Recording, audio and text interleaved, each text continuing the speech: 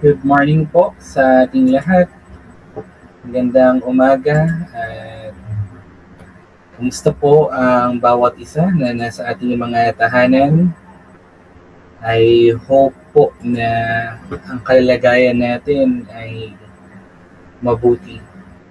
Well, I know na hindi po biro yung ulan. Nagsimula pa po kahapon, actually sa mga nagdang araw pa lamang, grabe na yung ulan. At this time ay sinabayan pa po ng baha. At marami po sa atin ay nilubog ng baha. I hope na sa mga oras pong ito po ay patuloy na pong humuhupa. At mula po rito, tayo po ay makapag-ayos na ulit, bangon mula sa mga pinsala na dala ng ulan at bahang ito. Ng mga nakaraang araw po, ay habang ako po yung nag-scroll sa Facebook, sa social media, ay nagpakita po ang Facebook ng isang memories. So yung memories na yun ay almost ilang years na rin. 7 years ang nakakalipas. Then naalala ko sa picture na yun, na itong picture na ito ay minsan naging bahagi ng buhay po. Well, nandun yung mga masasayang sitwasyon, at the same time, yung mga hindi magagandang part ng buhay. May mga pagkakataon din na hindi natin alam kung ano yung mangyayari sa susunod. At sa mga panahong naalala natin yun, may mga pagkakataon na we pray at humihingi tayo sa Diyos ng mga bagay. As I reflect sa sitwasyong ngayon, ay ilan sa mga bagay na pinag-pray ko po ay naging bahagi na ng alaala. Ibig sabihin, sinagot na ng ating Panginoon. And the same time ay may mga pinto ang binubuksan ng Lord para sa bawat isa. And with that, truly, we're grateful doon sa mga memories na pina-flashback minsan ni Facebook po. And bilang pagbabalik tanaw, bilang pag-reflect, ay na-realize ko po that there is only one thing na pwede natin gawin para sa Kanya. One thing na pwede natin gawin para sa Kanya, and that is to worship God. Minsan may mga panahon na magandang balikan natin o baliktanawin natin ang nakaraan. To help us remember, God is faithful in our life. And when we remember what God has done, dito tayo magiging mapagpasalamat sa Kanya. And that is what exactly ang ating pagbubulay-bulayan today. It's about a heart of gratitude in worship. Heart of gratitude in worship. At actually, yung title po ng magiging pagbubulay-bulay natin today ay mag-focus po sa worship, at nilagyan ko pong title ito, When the Water Rise, Let Faith Rise. When the water rise, let faith rise. Tayo po ay manalangin. Mag-seek po tayo ng guidance ng Lord sa ating pagbubulay-bulay ng Kanyang salita. Let's pray. Lord, thank you for this opportunity sa kabila ng malakas na ulan, bagyo o kabagat na dumaraan sa amin.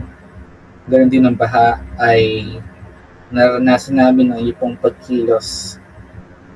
We pray, Lord, na patuloy ka pong mag-work sa buhay namin, sa communities, at maging Panginoon sa aming pagbubuli-buli ng iyong salita. Dalangin po namin ang iyong pong paggabay, ang iyong pong kapuspusan, Umasa po kami sa inyo pong biyaya, ng inyo pong kaalaman na ipagkaloob sa amin sa pagpupuri-puri namin ito. Mayakap namin nawa, Lord, ang inyo pong mensahe, maging encouragement po sa aming pananampalataya. At the same time, Lord, ito po ay maging pagkain ng aming mga spirito. Sa pangalan ng aming Panginoong Yesus. Amen. Yung verse nating pagbubulay-bulayan is from Luke chapter 17. Isang story kung saan si Jesus ay na-encounter niya yung 10 lalaki na may sakit na leprosy. When they encounter Jesus, that terrible disease ay nagkaroon ng healing sa kanila. So yung story, nag-start siya sa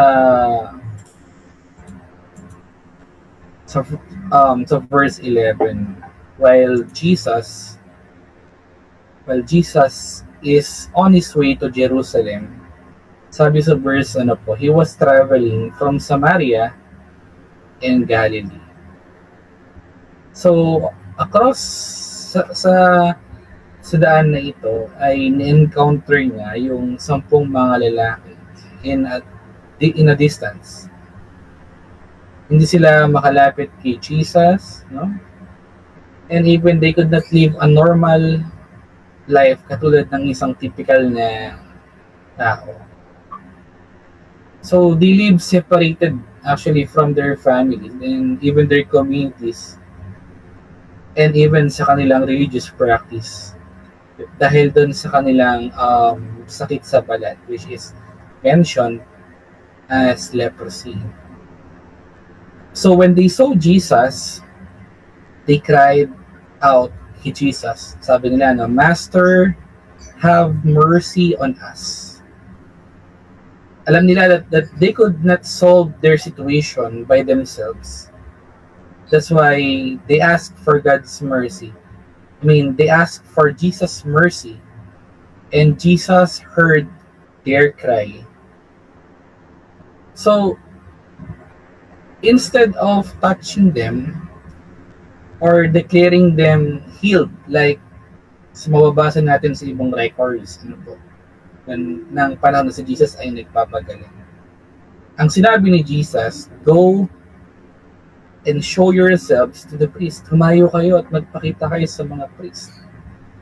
So they began to walk papunta sa mga priest. So, si Luke pinapakita niya sa atin as they travel, as yung mga men with leprosy, as they travel or they went doon sa priest. Sabi ni Luke, they were cleansed. Ibig sabihin, nandun na yung paglilinis o yung healing sa kanilang pagpunta o pag-travel papunta pa lamang doon. Now, something unexpected happened. Yung siyam nagpatuloy sa pagpunta. Pero yung isa, bumalik.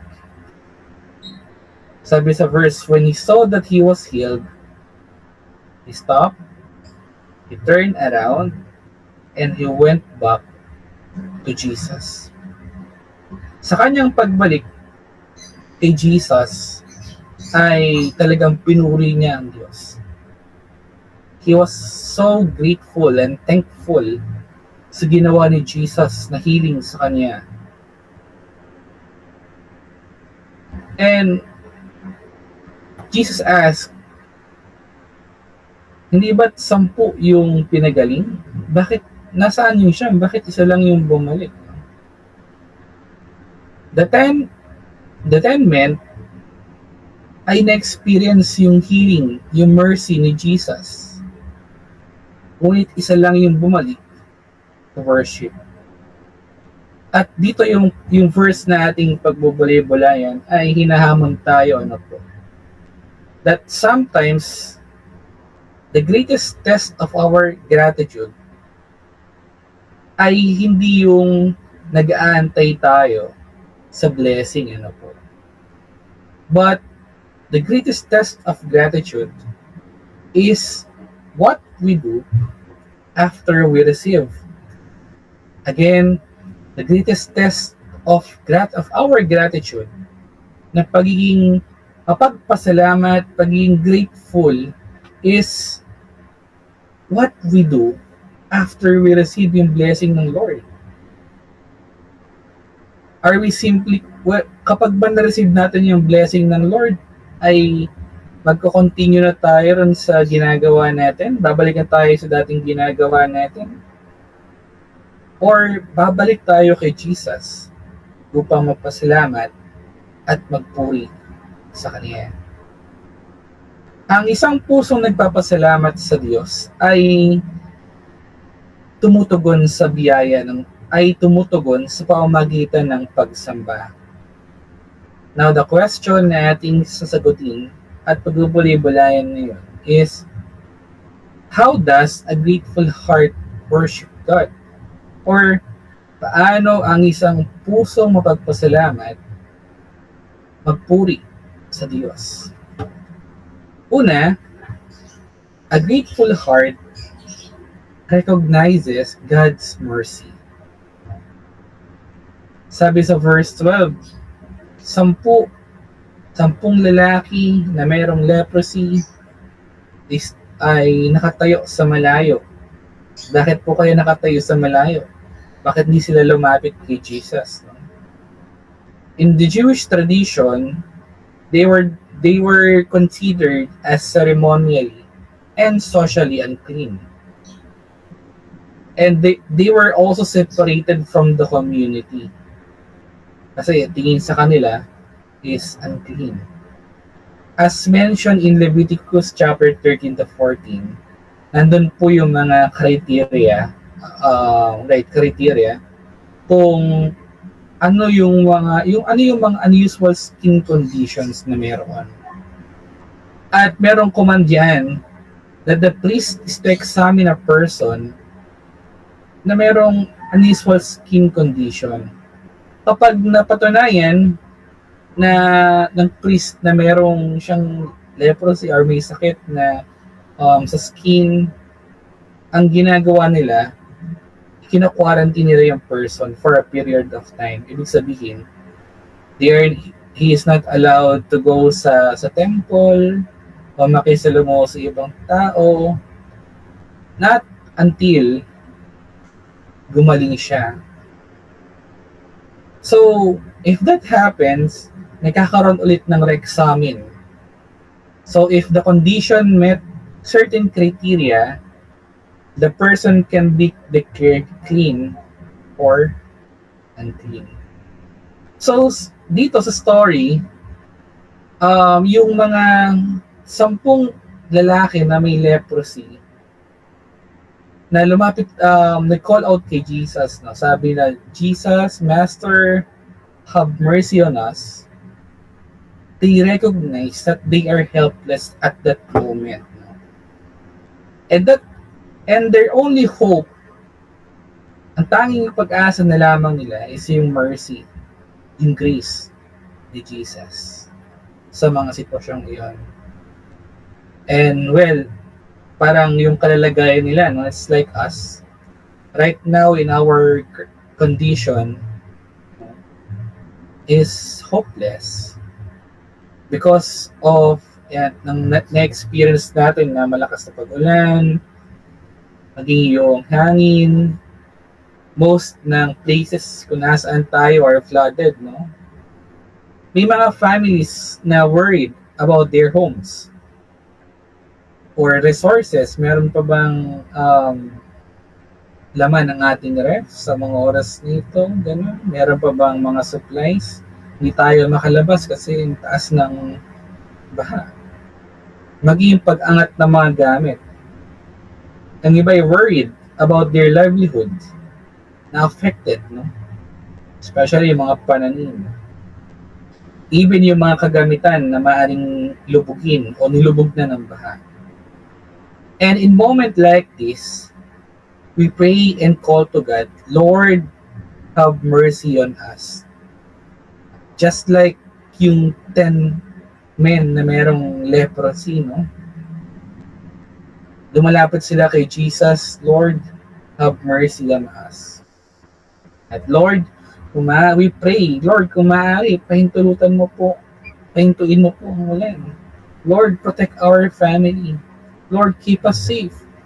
Lord, provide our needs. And Lord, have mercy on us. In moment like this, we pray and call to God, Lord, have mercy on us. We recognize yung mercy, yung awa ng Diyos sa atin, yung grace ng Lord sa atin, we recognize, ano po. But while asking God for help, we recognize His mercy. Maaring at that moment, ano po, ay pinasok na ng ang ating mga tahanan, yung labas. But we are still grateful because our family is safe.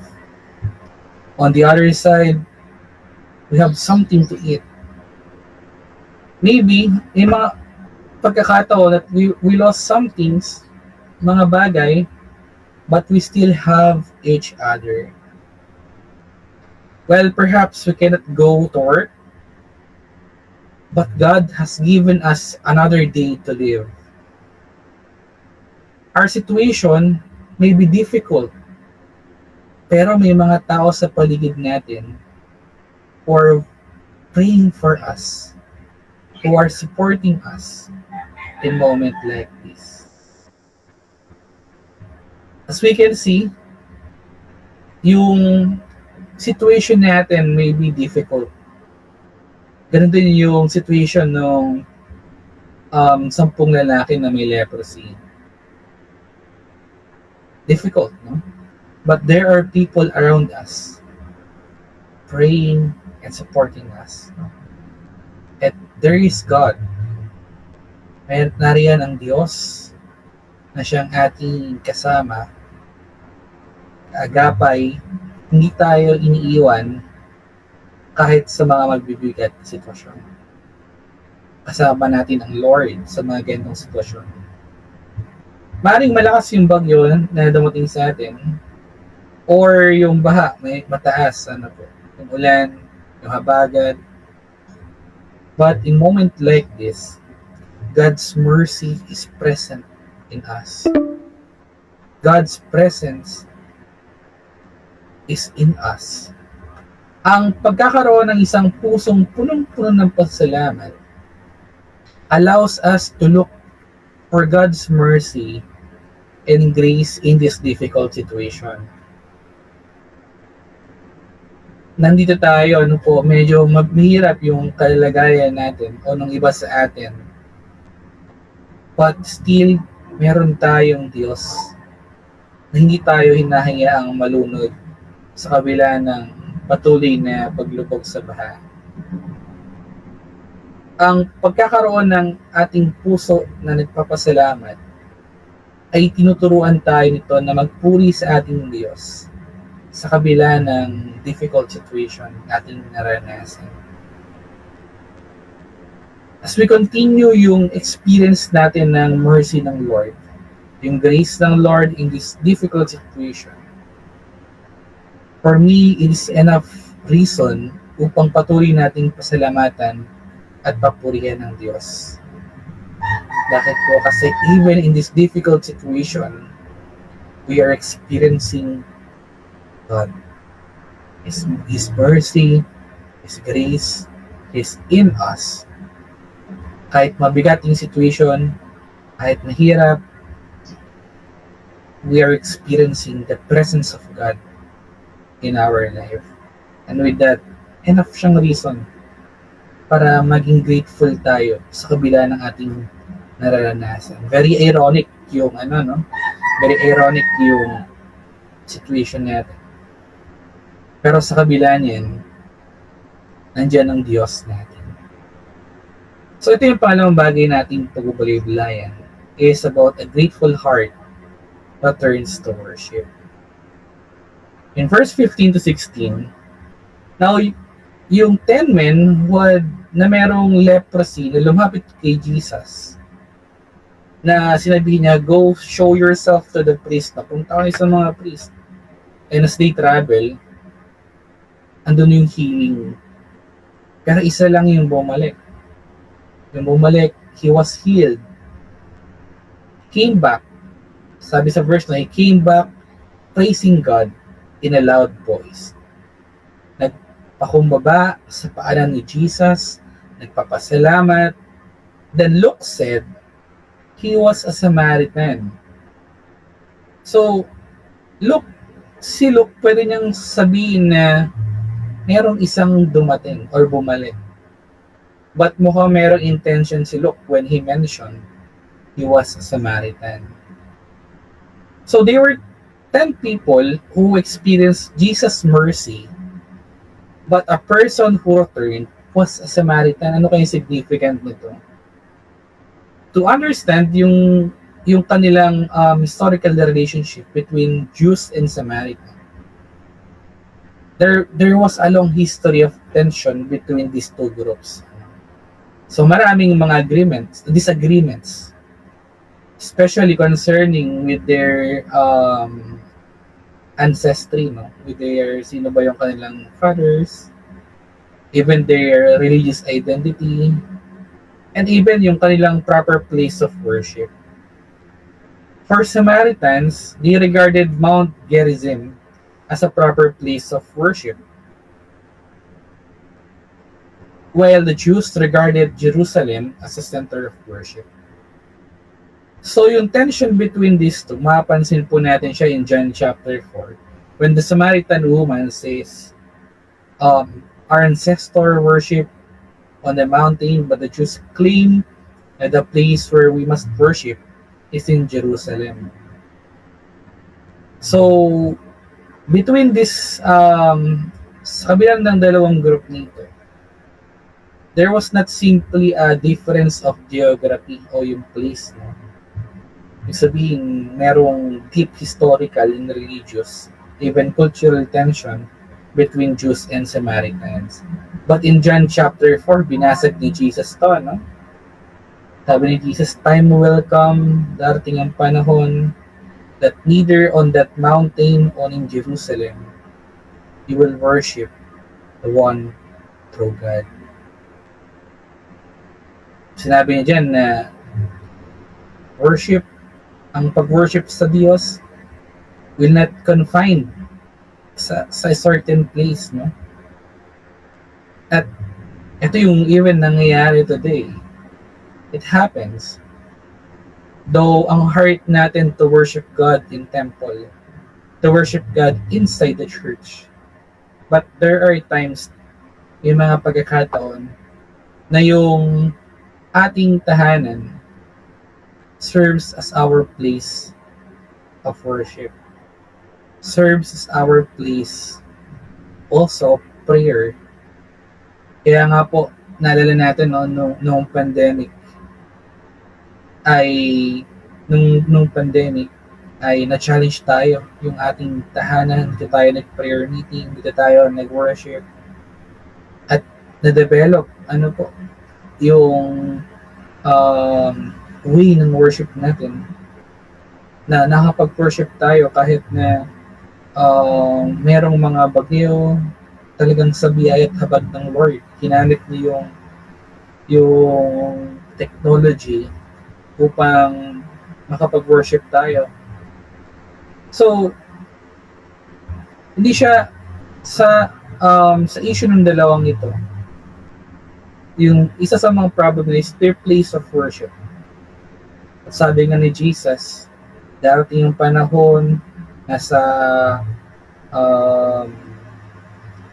neither sa Jerusalem, neither sa Mount, we can worship God. We can worship the one true God. Not in geographic place. Because God, we can worship God in spirit and in truth. So, when the person returned to Jesus was a Samaritan, naging striking siya, no? Naging more striking yung story na pinresent ni Luke. The 10 men experienced the same mercy of Jesus, They were all cleansed. Lahat sila healed, pinagaling, nilinis. They all had the opportunity to respond. But the person who returned to Jesus was the one whom the Jewish audience ay hindi ine-expect na gamitin ni Jesus bilang example. 10 yung pinagaling, pero yung isa na bumalik hindi inaasahan na mga Jewish culture, from the Jewish culture and tradition, or from the Jewish readers, ay babalik to worship God with a heart of gratitude. And perhaps, dito natin pwedeng i-examine yung heart natin. Sometimes, we're very close sa Lord, no, when we need something. Kapag meron tayong pinapanalangin, talagang sobrang lapit natin kay Lord. When we seek, we pray. Sabi nga ng mga nakakatanda ay ang isang tao daw laging lumalapit sa Diyos the moment na nakaiga na siya or nakaratay sa sakit. Bakit po? Kasi yung kanyang tingin ay nakatingin siya sa taas. When we are sick, we pray. Kapag meron tayong financial problems, we pray. When there is family trouble, we pray. When there is storm, merong bagyo, bumabaha, we pray. We pray, Lord, protect us, have mercy on us. And there is nothing wrong with that, na lumapit sa Lord. Actually, yun yung gusto ng Lord, no? Lumapit tayo sa Kanya, maging totoo tayo sa paglapit sa Kanya. But the question, kapag po ba natapos yung bagyo, humupa yung baha, do we still return to Jesus? Katulad nung 10 pinagaling ni Jesus na may leprosy. 10, pero isa lang yung bumalik. And if we ask ourselves, tanong natin sarili natin, after ba nung bagyo, yung baha na dumating sa atin, do we still see ourselves returning to Jesus?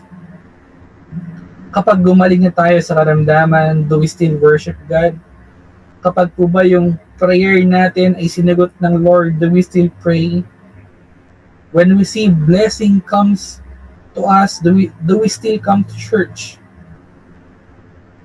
When God gives us what we have asking for, do we still remember the one who gave it? Ibig ko po sabihin, kapag po ba tinugunan ni Lord lahat ng ating panalangin, babalik pa rin po ba tayo sa Kanya? Lalapit pa rin po ba tayo sa Kanya? Because sometimes, yung problem nating pinagdaraanan, ito yung naging reason bakit tayo lumalapit sa Kanya. I hope na na-develop yung heart natin after nito. Our desire for God disappears kapag lumalapit lang tayo sa Kanya sa panahon na meron tayong kailangan.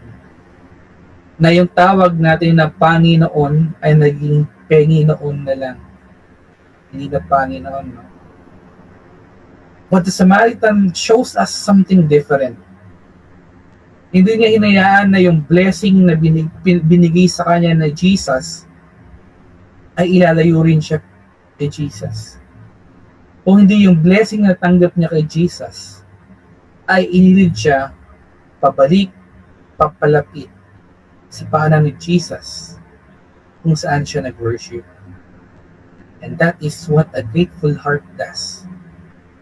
Bumabalik kay Jesus at hindi lang basta bumabalik, nagpapasalamat at hindi lang basta nagpapasalamat, nagpupuri sa ating Diyos. Nagpupuri sa ating Panginoon. So, the Word of God defines worship sa napakalawak na pananaw. Ito yung ating pagtugon sa ginawa ng Lord sa buhay natin and our communion with God. And actually, the primary purpose of of all rituals of worship is to establish a broken relationship. For example, sa Old Testament, yung isa sa paraan ng kanilang pag-worship o yung ritual na kanilang ginagawa is sacrifice. Sacrificial offering, ano po. I-sacrifice sila ng mga hayop for the sake na maayos ang isang broken relationship with the Lord, with God, with Yahweh, and for them to experience His presence. So in worship, the relationship is the key word in connection with worship. Yung relationship natin kay Jesus ay napakahalaga sa ating pagsamba sa Kanya. And in this relationship, our focus is God, ang Diyos. Sa ating patuloy na pagsamba sa Kanya, yung worship natin, response natin sa kabutihang ginawa ni Lord sa buhay natin. Actually, sa Filipino tradition, maraming paraan ang mga Pilipino ng pagpapasalamat sa Diyos. Nagkaroon ng mga feast or fiesta, nagkaroon din ng mga indigenous people, mga katutubo ng kanilang pag-offer din. O ng pag-prepare na mga food. At yung kanilang pamamaraan na ito ay ginagamit nila as an act of worship, a ritual of worship. And that worship helps us na magkaroon ng isang malapit na relationship with God. Yung worship natin ginagawa help us na magkaroon ng isang malapit na relationship with God. So, our relationship with God is a key word pagdating sa ating pag-worship. Because our worship focuses on God. But imagine, kapag inisip natin si Jesus, what comes in our mind? Di ba po, Jesus gave His life for us? The one we worship is God. The one that we worship is God. Na ang focus ng Diyos is not para sa kanyang sarili, but for others.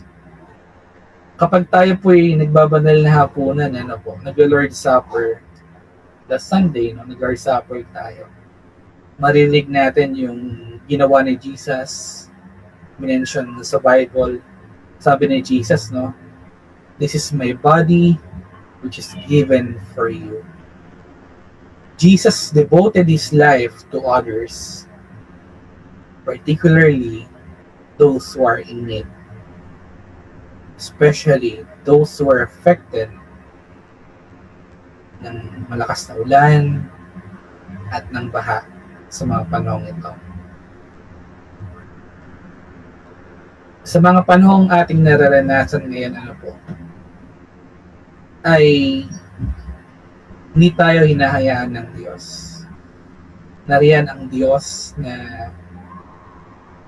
nakikinig sa bawat panalangin meron tayo. Pero sa ating pananalangin, i-develop rin ng Lord yung attitude natin. Sa ating pag-worship sa Kanya, i-develop ng Lord yung character na meron ng bawat mananampalataya.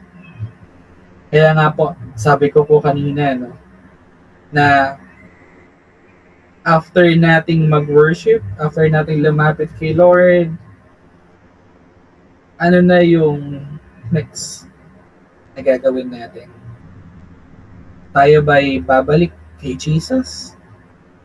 Or tayo ay lalayo na, babalik na sa sa dating ginagawa? Ang ating pagsamba sa ating Diyos ay nagpapakita kung gaano tayo kadeboto sa Kanya o how we devote ourselves sa Diyos. Yung ideya ng deboto sa pananaw nating mga Pilipino, sobrang lalim niyan. Ibig sabihin, kapag sinabing deboto ka ni Jesus, deboto ka ng Diyos. Mahirap man yung pagdadaanan, mabigat man yung iyong lalakarin, umakyat ka man sa mga makisiksik ka man sa maraming tao, makisalamuha ka man, maglakad ka man ng mahaba, masaktan ka man, mananatili ka sa Diyos. Yun yung definition ng mga Pilipino kapag sinabing deboto. And right now, ay tayo po, wino-worship natin si Lord and we're devoting ourselves sa Kanya. Though merong heavy rain na ating naranasan ngayon, but ang promise ng Lord, di ba po, ay isang pag-asa ng rainbow. Di ba po yung rainbow after ng ulan, ng bagyo, pinakita ito ng Diyos in Genesis, serves as a hope, a promise, and a covenant sa bawat sangkatauhan. Ang promise niya na hindi niya nang gumuling guganawin ng mundo gamit ng tubig. At ang pangako rin ng Diyos na iaahon niya tayo, mula sa pagkalubog. Ang Diyos na nangako is the same God na siyang kasama rin natin ngayon, that is faithful sa atin. Even yung mga disciples, imagine kasama nila si Jesus, pero naranasan nila yung malakas na bagyo sa dagat. And even tayo rin po, maring maranasan natin yan kahit kasama natin si Jesus. But hindi tayo hahayaan ng Diyos na manatili tayo sa ganong kalagayan. Dahil the Lord will continue na iahon tayo wala rito. So, kaya po habang umaawit tayo ng ating awitin kanina, let's continue to pray sa ating current situation. Actually, hindi lang tayo, but even yung mga ibang kababayan natin who is greatly affected ng malalakas na ulan, baha sa atin. Dahil ang Lord ay meron siyang pakialam sa ating kapwa. Si Jesus nga po, ang focus niya is not on Himself, but on others, especially those who are in need. And as an act of worship, our action is a kind of worship to God if we do something for them sa abot ng ating makakaya. Naging isang mabangong handog, pleasing, and kalugod-lugod sa Diyos ang worship natin. If we pray and do something for them. Ikatlo at panghuli nating pagbubulay-bulayan is a grateful heart demonstrates genuine faith. A grateful heart demonstrates a genuine faith. In verse 17 to verse 19, pagbalik ng Samaritan, nagtanong si Jesus. Sabi niya, asan ang siya? Very striking yung question ni Jesus. 10 ang gumaling, isa lang yung bumalik. Well, hindi naman kailangan ni Jesus ng pasasalamat, dahil may kulang sa kanya. Ang tanong ni Jesus ay very striking at challenging. Bakit? Kasi isang bagay yung pagbalik kay Jesus, yung paglapit, pagpapasalamat, pagpuri, ay nagpapakita ng isang bagay tungkol sa usapin sa puso ng isang tao. Tayong mga tao, if there is one virtue, kung meron tayong isang moral values, isang bagay na natutunan natin, isa at unang bagay na natutunan natin simula nung tayo ay panganak, ano po yun? Ito po ay ang pagpapasalamat. Remember, nung bata po kayo, yung baby pa po kayo, merong mga tao na lumalapit sa mga baby. Ang cute naman. Diba? Tapos normally, binibigyan nila ng candy. Tapos yung mga magulang, sasabihin sa baby o sa bata, "O anak, anong sasabihin mo?" "Thank you." Kung merong isang virtue na unang natutunan natin, yan ay ang pagsasabi ng pasasalamat. Maaring makatanggap tayo ng biyaya mula sa ating Diyos na nag-uumapaw. Possible yun. Ganun kalawak ang pagmamahal ng Lord. Ganun siya ka-graceful. Ganun yung mercy ng Lord. No? Maaring makatanggap tayo ng napakaraming biyaya mula sa Diyos. Pero may mga pagkakataon na nakakalimutan natin magpasalamat sa Kanya. Minsan meron tayong mga bagay na pinipray. Minsan nakakalimutan natin na sinagot na pala ni Lord yung bagay na pinipray natin. Kaya napakahalaga na mag-reflect tayo. Maring maranasan natin ang kabutihan ng Lord, ng Diyos sa buhay natin. Ngunit may mga pagkakataon na hindi tayo nakapagpasalamat. Hindi tayo nakakasamba sa Kanya. And kaya sabi natin, very challenging yung ginawa ng Samaritan. Sabi ni Jesus sa kanya, pagkabalik niya, Tumayo ka, your faith has made you well. Sa ibang translation, ginamit yung your faith has saved you. O yung salitang Griego na sozo. Ibig sabihin, pagliligtas, pagpapagaling, or holistically, complete healing yung naranasan ng Samaritan. Hindi lang siya hinil physically, but also spiritually. Naranasan niya ang kapatawaran, pagliligtas ni Jesus. Bakit po? Because the Samaritan saw the one behind the miracle. The 9 received the gift. 10 sila, lahat sila naranasan yung biyaya ng Diyos. But the Samaritan recognized the one behind the miracle na ginawa ni Jesus. Bumalik siya sa kanyang giver ng life. And the Samaritan responded to Jesus with faith and worship. Kaya tunay na masasabi natin that genuine faith, a grateful heart, and nagpapakita ng genuine faith dahil nire-recognize niya yung biyaya ng Diyos, yung provider ng biyaya ng Diyos sa kanyang buhay. And right now, napaka-relevant nito sa sitwasyon natin. Especially sa community natin. Sa nararanasan nating ulan, pagbaha, ito. Naging genuine yung pagtitiwala natin sa Diyos.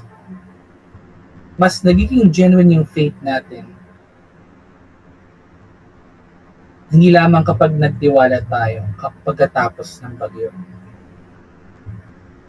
Genuine faith starts when we trust God while the storm is happening. Naging tunay yung ating pananampalataya, yung pagsamba sa Diyos kapag nagpupuri pa rin tayo sa Kanya sa kabila ng malakas na ulan at baha nating nararanasan. At we pray na Lord, we're not sure kung kailan matatapos yung ulan, kasi sunod-sunod yung bagyo na paparating, low pressure areas, so binabagyo tayo ng habagat. Pero alam natin na hindi tayo iiwan ng Lord sa mga gantong situation. Our faith does not deny the storm, but faith teaches us to trust God in a storm. Magtiwala tayo sa Diyos habang nasa gitna tayo ng ulan, malakas na ulan, bagyo, mabagat nating nararanasan. And with that, our faith produces gratitude. Kahit na mahirap yung ating kalagayan. Maring baha sa paligid natin, pero it doesn't mean na wala tayong reason para maging mapagpasalamat sa Kanya. Maring baha yung paligid natin, pero marami pa rin reason para magpasalamat sa Kanya. Alam niyo po, while studying sociology, mas na-appreciate ko po yung mga simpleng bagay. The moment we breathe, the moment na tayo humihinga, dapat maging grateful tayo. Dahil napakalaking biyaya ng Diyos ito sa atin. Learn to appreciate small things. Para sa atin, small things yan, no? Pero napakalaking bagay na habang tayo humihinga, may hininga, ay nagpupuri tayo sa Kanya. Kaya sabi sa kanta sabi sa kantang praise, as long as I'm breathing, I have a reason to praise the Lord. Habang sa panahong ito, I hope na maayos sa ating kalagayan. That is a good opportunity na magpasalamat at magpuri sa Diyos sa mga season na ito. So, sa ating pagwawakas, ay magandang tanungin natin yung ating sarili. Ako ba'y kabilang sa siyam na tumanggap at nagpatuloy? O kabilang ako, o ako ay isa na tumanggap, lumingon, at bumalik kay Jesus? Alin tayo roon? Isa ba tayo sa siyam? O tayo yung isa, tumanggap, lumingon, at bumalik kay Jesus? Mga kapatid, kapag binalik tanaw natin ang mga nangyari ng mga nakaraan, we remember God's mercy. And sabihin natin, thank you, Lord. But hopefully, hindi lang thank you yung ating sabihin. Let us worship God and trust Him even while the storm is still raging. Tiwala tayo, purihin natin ang Diyos, sambahin natin ang Diyos kahit na malakas ang pag-ulan. So, sabi ko nga po, katulad ng title natin, na nilagay ko pang title sa ating pagbubulay-bulay. When the water rise, let faith rise. Sa patuloy na pagtaas ng tubig sa ating kapaligiran, dala ng ulan, baha, dapat yung pananampalataya natin nangingibabaw dito. Pagpalang umaga po sa ating lahat. Stay safe and keep right. God bless.